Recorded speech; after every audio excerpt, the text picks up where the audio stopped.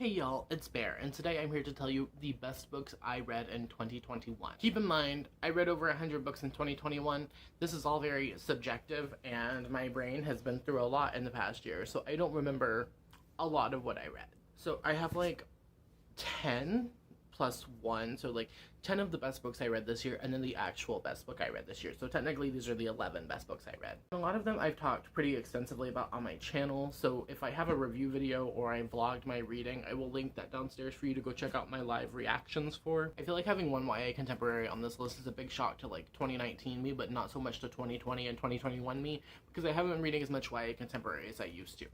But one that stood out amongst all the rest is May the Best Man Win by Z.R. Eller. This is a queer YA romance rivals to lovers, sporty homecoming court novel. So we have Jeremy, our trans boy protagonist, and Luke, our other protagonist, who is an autistic football player.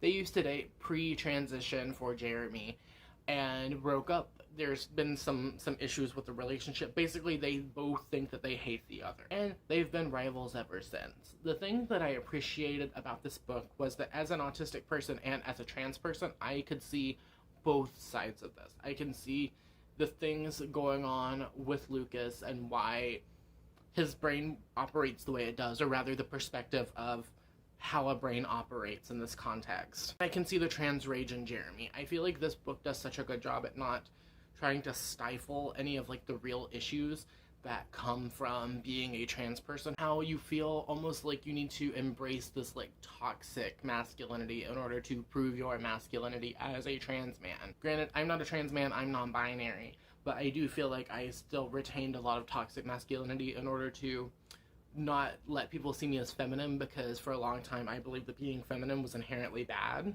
and that's that like untraining thing that you have to teach your brain. But I appreciate that we just have two messy queer boys here who are fighting for the same goal and go from hating each other to being like reluctant allies to kissing. I did do a whole video review of this. It's one of the 2 books that I did full standalone reviews for. I will leave a link down below, so make sure you go check it out. Okay, next we have sci-fi fantasy. For the science fiction book, I have Interstellar Pig by William Sleater. This one came as a surprise. I read it in December, and I would say Sleater is one of my new favorite authors because I read 3 of his books this year and gave them all above 4 stars, like 4 stars or higher. And upon initial read, I didn't like Interstellar Pig as much as I like The Duplicate or House of Stairs, but I think the thing about Interstellar Pig that stands out the most is that it has all of these different things that I love. It has this like young boy who is enamored with these older college kids because he wants to be cool and he wants them to like him. Like, he wants to fit in with the cool older kids. There's a game called Interstellar Pig, and all of the college kids are obsessed with playing it. Everyone plays as these little aliens. I mentioned this book in my December wrap-up / January TBR, which was the last video I posted, so go check that out. But basically, the reasons that I enjoy this book are I like the world building, I guess, or rather lack thereof, because you learn about these different creatures who are coming to Earth and trying to hunt down this pig so their planet doesn't get destroyed through the facade of them playing a board game. So every time they play the game, these older kids are these same monsters over and over, fighting our human protagonist, and it's just great. The climax went a little fast for me, but this is the William Sleater book that has been like burned in my brain that I want to reread the most. Okay, next 2, we have our adult. We have Legume by Nnedi Okorafor.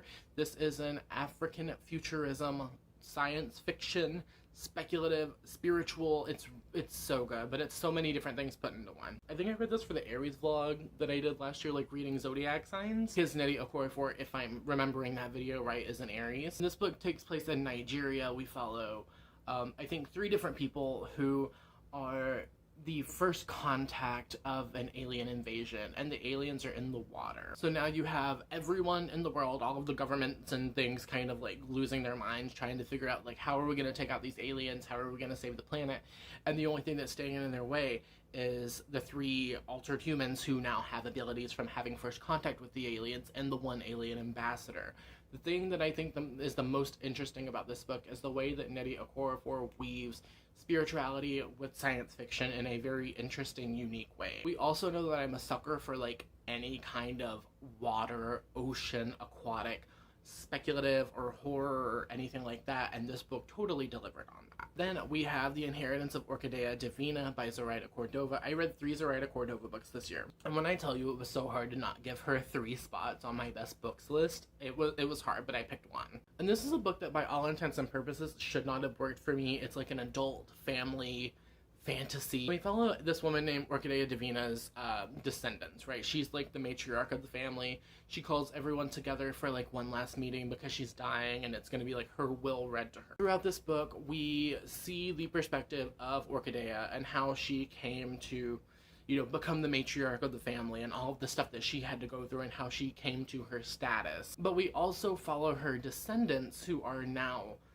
being hunted and killed off one by one by this mysterious figure. This was just a stunning book. It was beautifully written. I love the characters. I love the traveling that we do in this book. And I really like the dual timelines and dual perspectives too, which is something that usually does not work for me. But Zoraida pulled it off. Okay, now we're getting into the horror. I also did a full review video for this, but we have They Threw Us Away by Daniel Kraus, which is a heavy contender for my top book of the year. This is a middle grade novel that follows a group of teddy bears who wake up in a dump with no real recollection of how they got there. And the one thing that they know is that they came from the store, and in order for them to get peace, they have to find a child to love them. So this is their journey going from the dump to the store, and ugh. I loved all of our characters in here, but it was gory, but like in a teddy bear way. So instead of like intestines being ripped out, like their stuffing gets ripped out, their button eyeballs get picked off. Whenever something falls on them, it dents their head and it causes them like brain damage. It's very dark for a middle grade book, but it was so good. Kind of exists in my head in the same space as like Coraline, and it's illustrated by Ravina Kai, who we know is just like my favorite book artist, cover artist, illustrator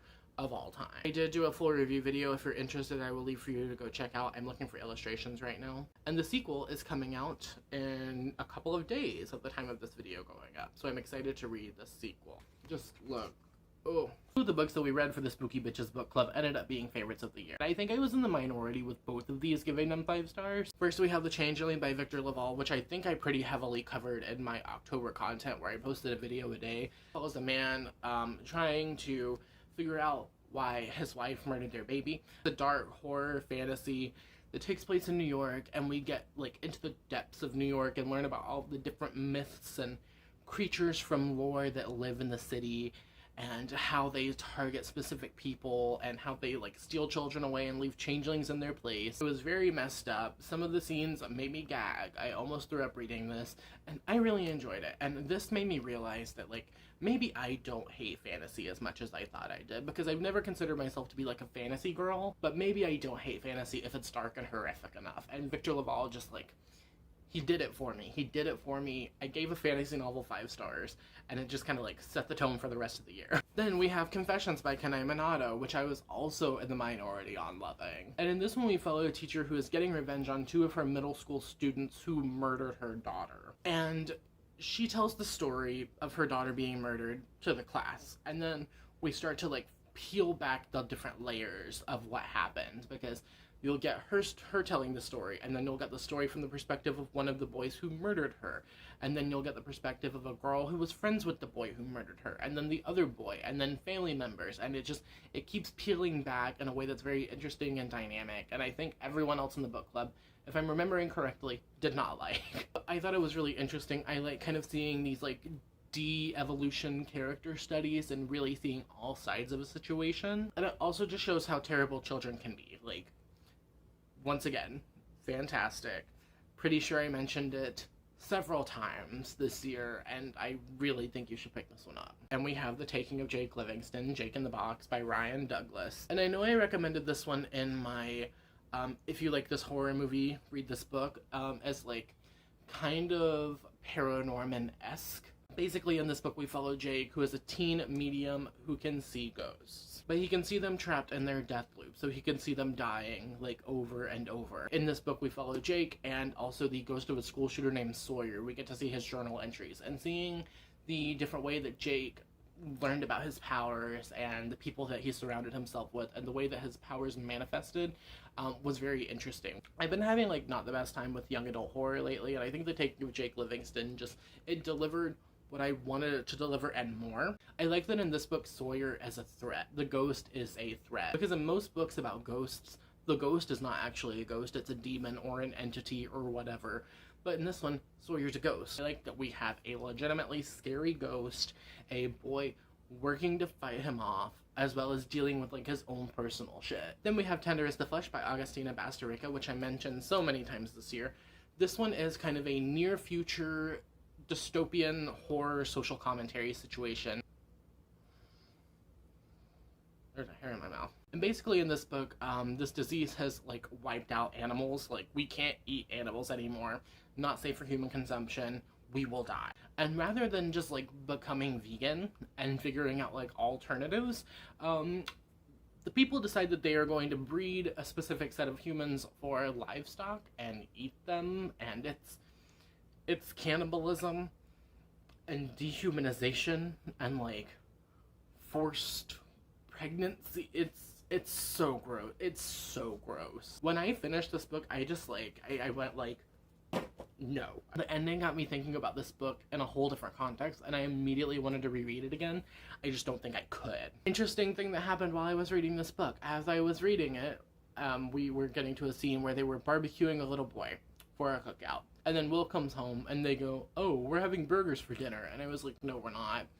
We're not having burgers for dinner. Then we have another kind of surprising one. We have A Dowry of Blood by S.T. Gibson. I was reading this for a vlog that has not gone up. I don't know if it will go up. But this is a retelling, reimagining situation of Dracula's wives. So we have Dracula's first wife, Costanza, and the whole thing is kind of written in letters or like journal entries, and we see her life with Dracula, who is not named in the book. We never hear his name being uttered because she does not want to give him that power. So we see her life with this man, the different things that they go through, the different years that they go through, and how he brings different people into the relationship. So it's kind of like vampire polyamory, but also like gaslighting and abusive, and how all three of his spouses take back their stories and take back their power. And it was a lot more inspiring than I thought it would be. I just thought the writing was beautiful, and I really enjoyed the character work. Whenever I heard about this book getting hyped online, I kind of rolled my eyes about it at first, and then 2 people bought it for me on my wish list, and they were both like, "Bear, you're gonna love this." And I was like, okay, let's see. I like vampires. And then finally we have the best book, hands down, that I read in 2021 that I can't quit thinking about, and according to Goodreads was the longest book I read in 2021, and that is Tomier by Junji Ito. There are so many things I could say about this, but what you need to know is the basis. We follow a young girl named Tomier who is in high school, who we believe is pregnant by her teacher, basically like throws her off a cliff during a school field trip, has all of his students chop her up into little pieces and scatter her across the island. And the next day, she shows up to class. So throughout like the 780 pages that this is, I think it's like 770, 780 pages, it is the different chunks of Tomier coming alive and dehumanizing as a character. So with each story, the versions of Tomier get worse and worse. We're not seeing this like charming, sweet girl that we got in the first book. We are seeing very vain, very materialistic, very like gaslight girl boss gatekeep. And Tomier retains memories of each one of her lives. So version 12 knows everything that happened from versions like 1 through 11. This thing is, she is always destined to die by being ripped apart or like dismembered by men. I did a video, one of the videos I'm proudest of on this channel, where I talked about this book and Jennifer's Body in the same context. How in horror specifically, there's this like dehumanization and like villainization of like conventionally pretty teenage girls. And I can't quit thinking about this. I am trying so hard not to let it become my entire personality, but it's hard. And funnily enough, I wasn't gonna read this. This isn't even my copy. I had a friend who let me borrow this. Hi Mark, if you're watching this. Thanks for letting me read the best book of the year. But that's all I have for you today as far as best books go. I do want to do a few quick updates. I'm going to talk about some resolutions on here. I do still want to do weekly uploads, but I also want to take time for myself. So, you know, we'll see what comes of that. If I skip a week, sorry. So that's a resolution. I want to read more off of my TBR, which I'm doing. I want to keep doing the Bears board game TBR, which I'm doing. But as far as like changes to the channel, I'm still planning on posting every Thursday. One video a month will be voted on by my patrons. It'll be available to everyone, but one video a month is going to be content that people on my Patreon have voted for. I'm still going to be posting my TBR / wrap up every month. Still going to be trying to read about 5 books a month. I've been telling people that I want to be meaner this year, but it's not that I want to be mean to people. It's that I want to be more firm and more vocal about things that bug me. Another thing I need to learn this year that I'm working on is that no is a complete sentence, and if I say no, there's not discussion after that. I want to be more firm and more harsh with my boundaries and understand that, like, they're my boundaries that I put in place and I don't need to give other people the ability to move them. I am not so much looking at subscriber count this year. I don't want to look at my analytics as much because whenever I looked at my analytics last year, I really got in my own head. So, resolutions. I'm only going to let myself check my analytics maybe once a month. And as far as growth on here, I would love to see my channel grow more, but I also want to be more active on other social medias. So I have been posting more on TikTok. I've been more active using my Instagram stories and stuff like that. Book Twitter, I have not taken an official break from, but I've been using a lot less, and it's been very nice to not be on Twitter just scrolling all day so much. A couple of changes coming to the Patreon if that's something you're interested in. I have decided to change my Patreon tiers so that no matter the amount of money that you pledge, whether that's $1 up to $10, you will have the same access as everyone else. I think Sage mentioned this in their video, which I'll leave linked down below, that it feels weird to like block people who are paying money from seeing content. So I am going to be adding tiers to my Patreon. $1 up to $10. Pay what you can, when you can, how you can, if you want.